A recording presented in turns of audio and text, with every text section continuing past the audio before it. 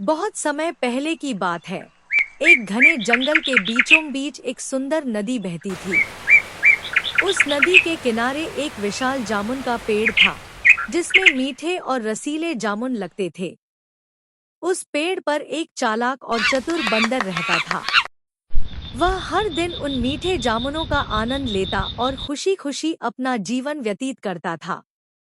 नदी में एक बड़ा मगरमच्छ भी रहता था। एक दिन वह मगरमच्छ नदी के किनारे आया और पेड़ के नीचे सुस्ताने लगा। बंदर ने जब मगरमच्छ को देखा तो उससे बातें करने लगा। वह बहुत मिलनसार था और उसने मगरमच्छ को कुछ मीठे जामुन तोहफे में दिए। मगरमच्छ ने पहली बार इतने मीठे फल खाए थे और उसे बहुत स्वादिष्ट लगे। धीरे-धीरे बंदर और मगरमच्छ की दोस्ती गहरी होती गई। रोज बंदर मगरमच्छ को जामुन देता और दोनों घंटों बातें करते। मगरमच्छ बंदर की बुद्धिमानी से बहुत प्रभावित था और बंदर को भी लगा कि मगरमच्छ अच्छा मित्र है।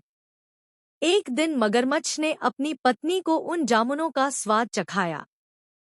मगरमच्छ की पत्नी ने जामुन खाए और सोचा, अगर ये जामुन इतने मीठे हैं, तो जो बंदर इन्हें रोज खाता है, उसका दिल कितना मीठा होगा।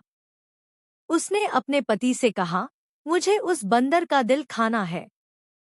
तुम उसे किसी बहाने से घर बुलाकर मार डालो। मगरमच्छ पहले तो घबरा गया, क्योंकि वह बंदर को अपना सच्चा दोस्त मानता था। लेकिन पत्नी के बार-बार कहने पर वह उसे धोखा देने को तैयार हो गया।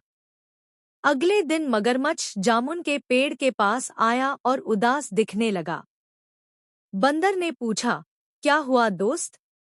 तुम इतने परेशान क्यों लग रहे हो?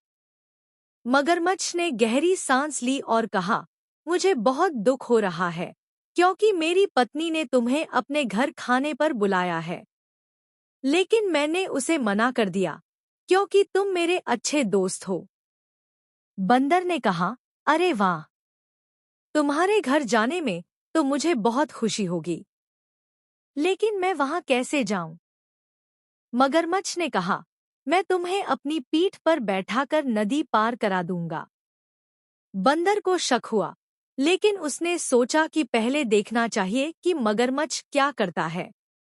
वह मगरमच्छ की पीठ पर बैठ गया और दोनों नदी के बीच पहुंचे। तभी मगरमच्छ ने मुस्कुराते हुए कहा, बंदर दोस्त, मेरी पत्नी तुम्हारा दिल खाना चाहती है। इसलिए मैं तुम्हें मारने के लिए ही अपने घर ले जा रहा हूँ।